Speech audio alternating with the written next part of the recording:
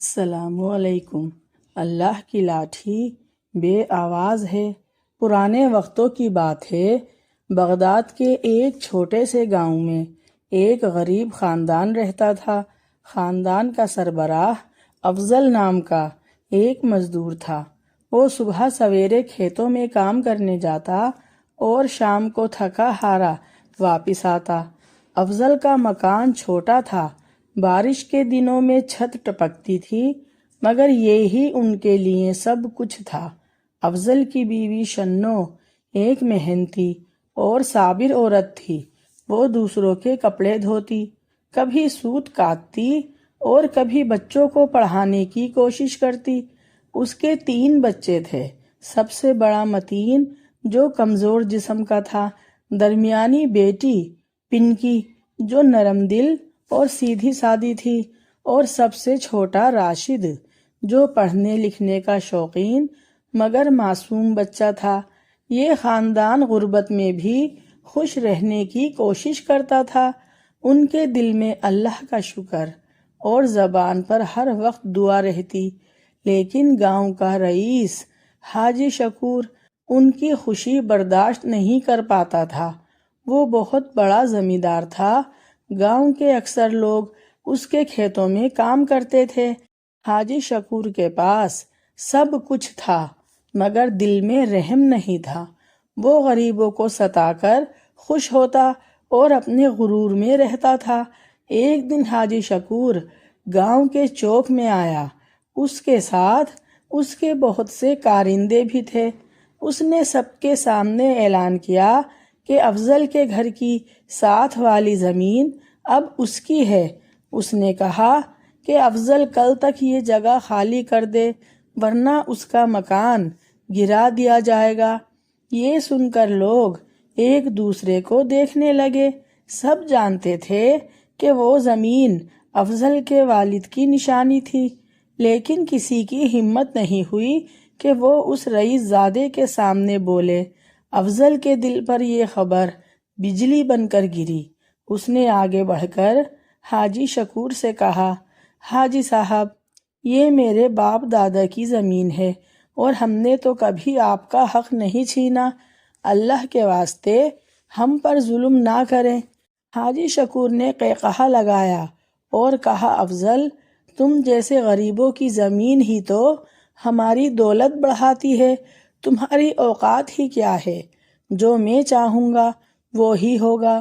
یہی کہہ کر وہ غرور سے اپنے کارندوں کے ساتھ چلا گیا۔ افضل خاموشی سے گھر آیا۔ بچے روٹی پانی میں بھگو کر کھا رہے تھے۔ شنو نے شوہر کے چہرے پر پریشانی دیکھی اور پوچھا، کیا ہوا؟ افضل نے آہستہ سے آواز میں کہا، حاجی شکور نے ہماری زمین چھین لی ہے، کل تک خالی کرنے کا حکم دے گیا ہے۔ یہ سنتے ہی شنو کی آنکھوں میں آنسو آ گئے، لیکن شنو نے اپنے شوہر کو تسلی دی اور کہا، صبر کرو، اللہ کی لاٹھی بے آواز ہے۔ ظالم جتنا بھی طاقتور ہو، ایک دن اللہ کی پکڑ سے نہیں بچ سکتا۔ رات کو وہ سب ایک جگہ بیٹھے تھے۔ بچے ڈرے ہوئے تھے۔ چھوٹے بیٹے راشد نے معصومیت سے پوچھا، ابا، کیا اللہ ہمیں دیکھ رہا ہے؟ افضل نے بیٹے کو سینے سے لگایا اور کہا، ہاں بیٹا، اللہ سب دیکھ رہا ہے۔ وہ ظالم کو بھی دیکھتا ہے اور مظلوم کو بھی۔ اللہ کبھی دیر تو کرتا ہے مگر اندھیر نہیں کرتا۔ یہ سن کر سب کے دل کو کچھ سکون ملا۔ پھر سب نے ہاتھ اٹھا کر دعا کی۔ ان کے آنسو زمین پر گر رہے تھے، لیکن دل میں امید کی روشنی تھی۔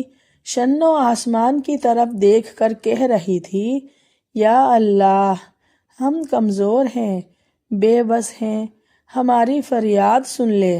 اور ساتھ میں بچوں کی معصوم دعائیں بھی شامل ہو گئیں۔ گاؤں کی خاموش رات میں ان کی آہیں اور سسکیاں گونج رہی تھیں۔ وہ سب اللہ پر بھروسہ کیے بیٹھے تھے کہ اللہ ایک دن ضرور انصاف کرے گا۔ صبح سورج نکلنے سے پہلے ہی افضل کی آنکھ کھل گئی۔ اس کے دل میں بس ایک ہی خوف تھا کہ آج حاجی شکور کیا کرے گا۔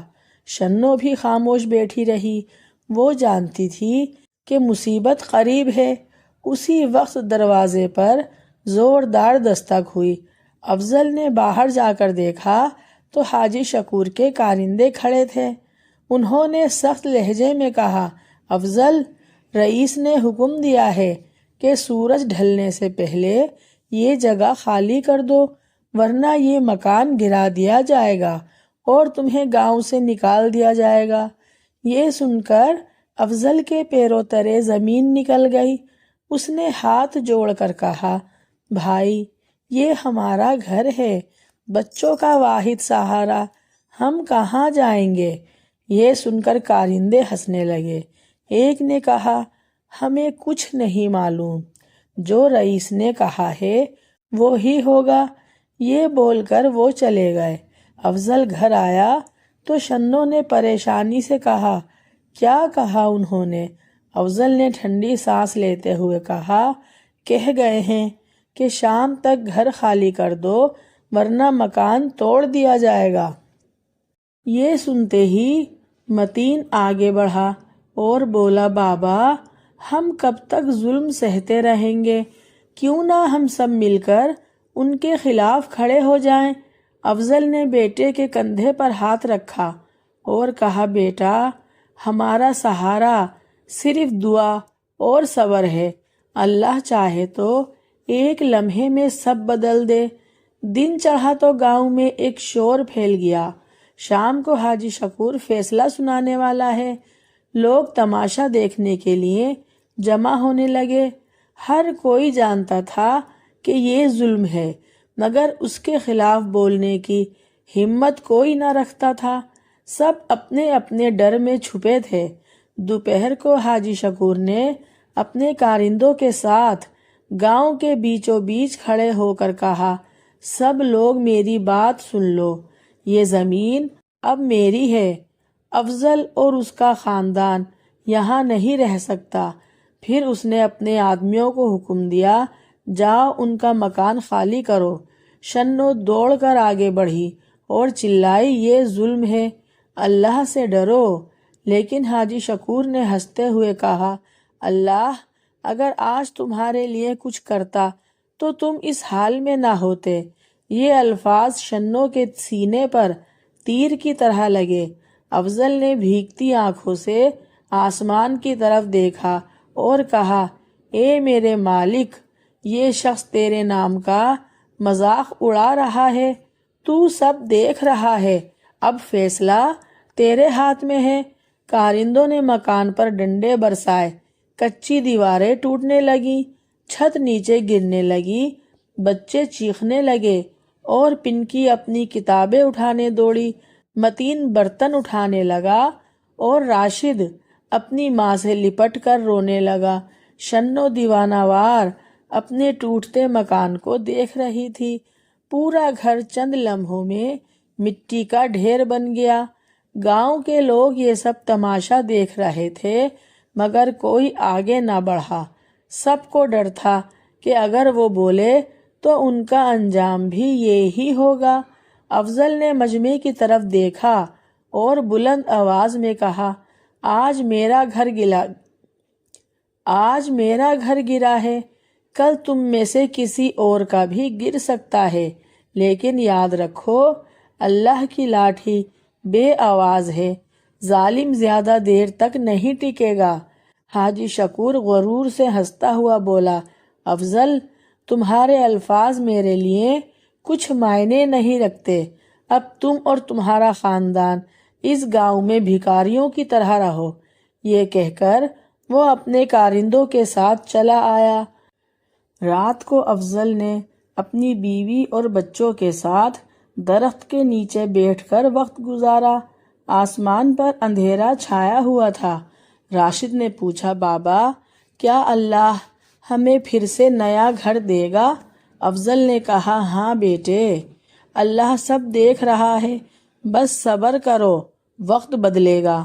اسی لمحے آسمان پر بجلی چمکی اور آسمان پر زوردار بادل گرجے۔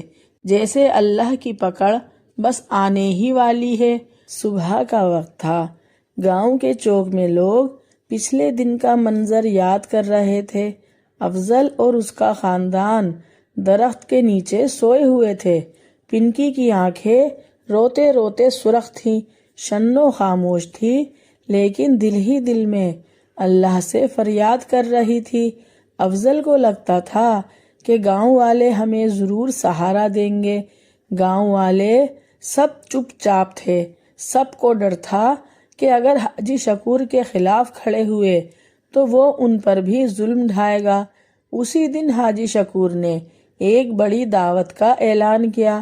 اس نے گاؤں کے سبھی لوگوں کو بلایا تاکہ اپنی طاقت اور دولت کا دکھاوا کر سکے۔ دعوت میں گوشت، چاول، میٹھا سب کچھ تھا۔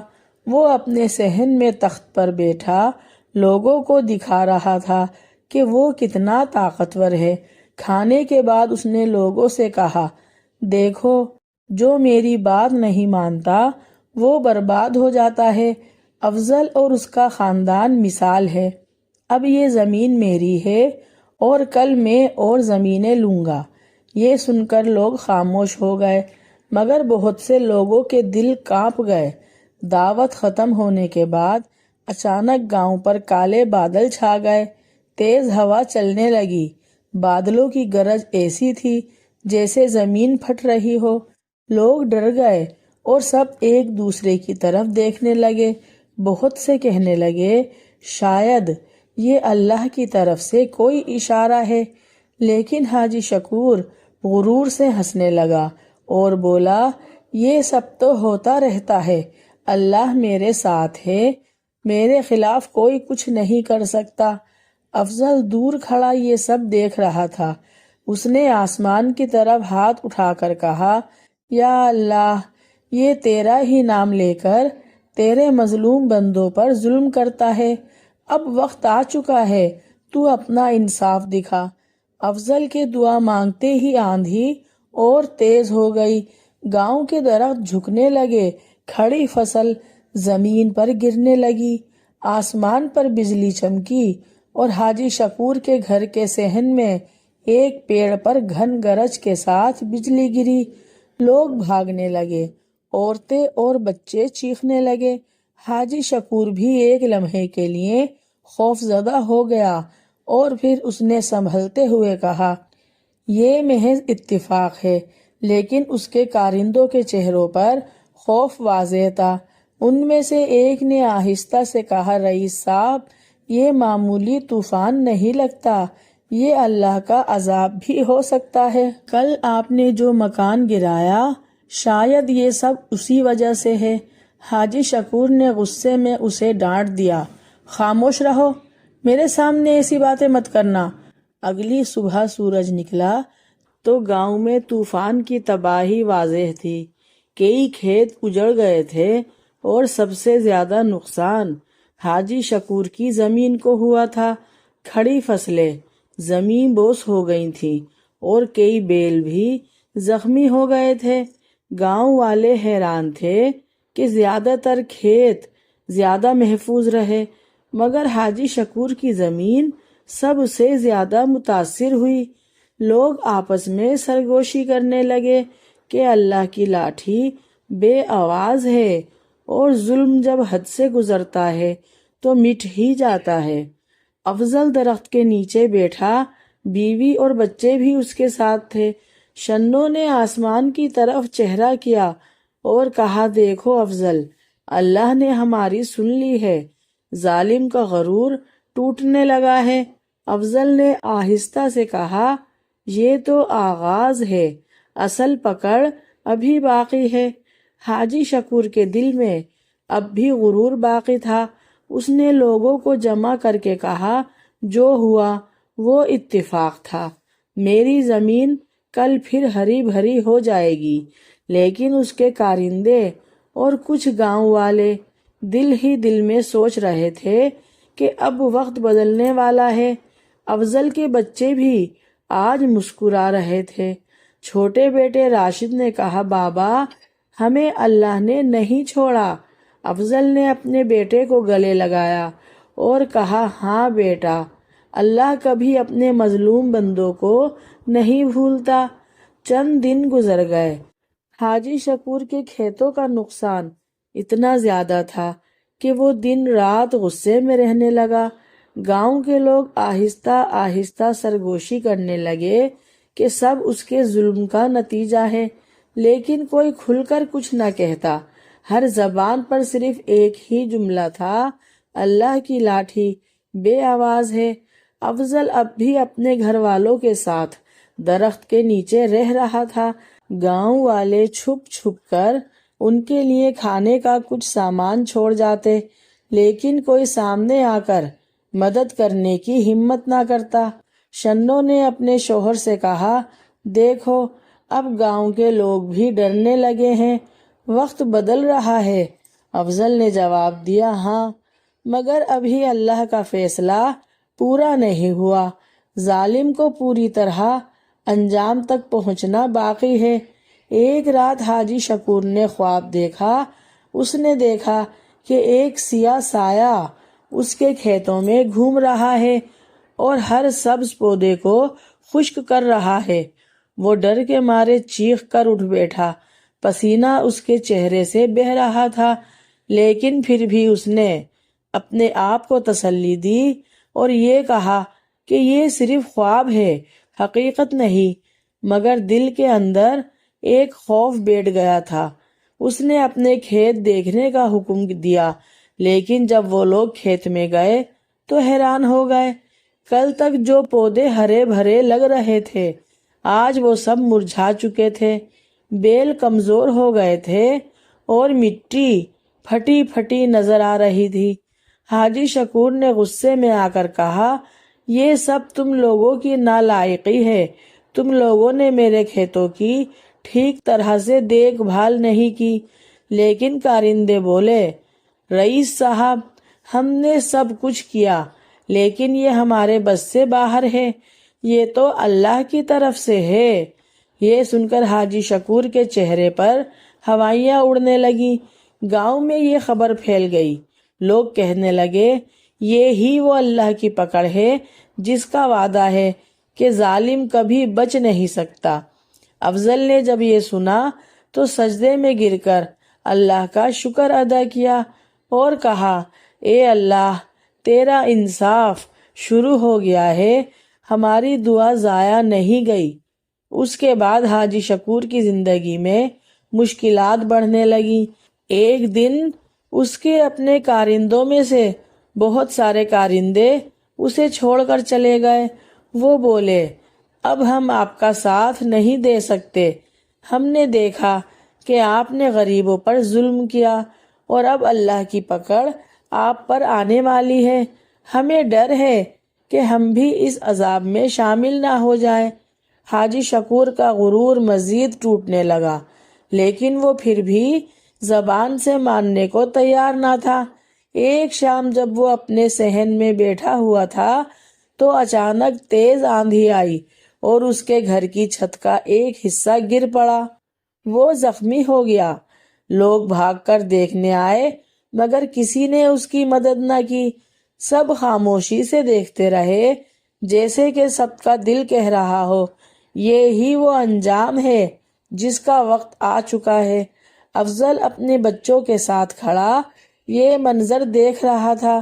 راشد نے معصوم آواز میں کہا، بابا، کیا یہ وہی دن ہے جب آپ کہتے تھے کہ ظلم زیادہ دیر نہیں رہتا؟ افضل نے اپنے بیٹے کے سر پر ہاتھ پھیرا اور کہا، ہاں بیٹا، دیکھو اس ظالم کا غرور اب زمین پر گر رہا ہے۔ شنو نے کہا، اللہ نے ہماری دعائیں سن لی اور دیکھو اب وہ ظالم بھی اپنے انجام کو پہنچ رہا ہے۔ اب گاؤں والے بھی آہستہ آہستہ افضل کے پاس آنے لگے۔ انہوں نے کہا، افضل بھائی، آپ سچے تھے، ہم نے ظلم کے خلاف آواز نہیں اٹھائی، ہم ڈر گئے تھے، ہمیں معاف کر دو۔ افضل نے کہا، میں نے تمہیں پہلے ہی کہا تھا کہ اللہ کے سامنے کوئی طاقتور نہیں، میں تمہیں قصوروار نہیں سمجھتا، اسی لمحے گاؤں میں ایک سکون سا اتر آیا۔ لوگ سمجھ گئے کہ طاقت زمین اور دولت سے نہیں آتی، بلکہ اللہ جسے چاہے عزت دے اور جسے چاہے ذلت۔ حاجی شکور اب کمزور اور تنہا ہو چکا تھا۔ وہی لوگ جو کل اس کے دربار میں بیٹھتے تھے آج اس سے دور بھاگ رہے تھے۔ کچھ دنوں میں حاجی شکور کا غرور بالکل زمین بوس ہو گیا۔ اس کے کھیت اجڑ گئے، مویشی مر گئے، کارندے ایک ایک کر کے چھوڑ گئے، اور گاؤں والے بھی اب اس کے پاس آنے سے کترانے لگے۔ جو شخص کل تک طاقت اور دولت کے نشے میں چور تھا آج اکیلا اور تنہا تھا۔ رات کو وہ سوتا سوتا اچانک ڈر جاتا اور چیخ کر اٹھ جاتا، کبھی بجلی کی کڑک پر چونک کر اٹھ جاتا، کبھی بادل کی گرج سے لرزنے لگتا، اور پھر سوچتا کہ کیا واقعی یہ سب میرے ظلم کی وجہ سے ہوا ہے؟ افضل کی دعائیں رنگ لا رہی ہیں، مگر اب بھی وہ اپنی ضد چھوڑنے کو تیار نہ تھا۔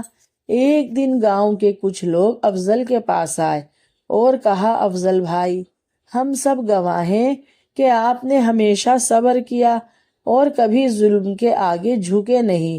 اب آپ ہمیں بتائیں کہ ہم کیا کریں؟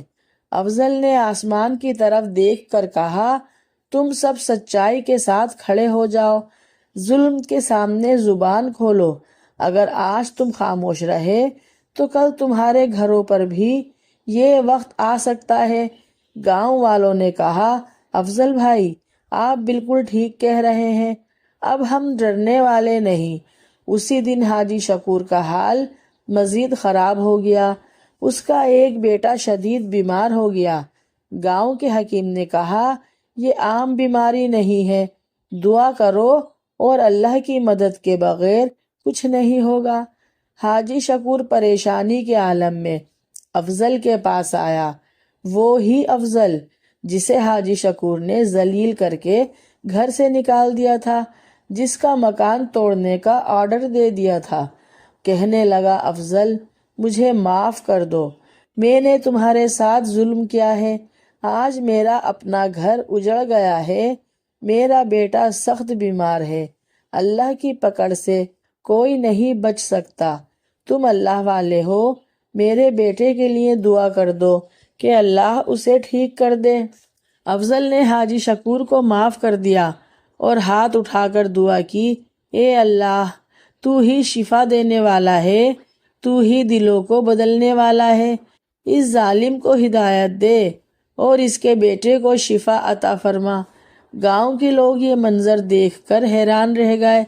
وہ سمجھ گئے کہ اصل طاقت معاف کرنے اور صبر کرنے میں ہے۔ کچھ دن بعد حاجی شکور کا بیٹا ٹھیک ہو گیا، لیکن حاجی شکور کی زمین اور دولت واپس نہ آئی۔ اس نے اپنی باقی کی زندگی عاجزی اور پریشانی میں گزاری۔ اب وہ ہر نماز میں اللہ کے سامنے جھکتا اور کہتا، اے اللہ، مجھے معاف کر دے، میں نے مظلوموں پر ظلم کیا۔ ادھر افضل اور اس کے خاندان کے دن بدل گئے۔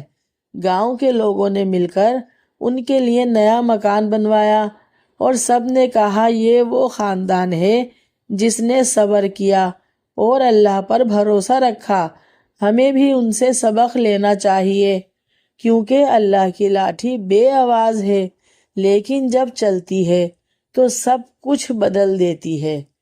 اگر آپ سب کو یہ ویڈیو پسند آئی ہے تو پلیز لائک کر دیں۔ اگر میرے چینل پر نئے ہیں تو میرے چینل کو سبسکرائب کر دیں۔ نیکسٹ ویڈیو کے لیے اللہ حافظ۔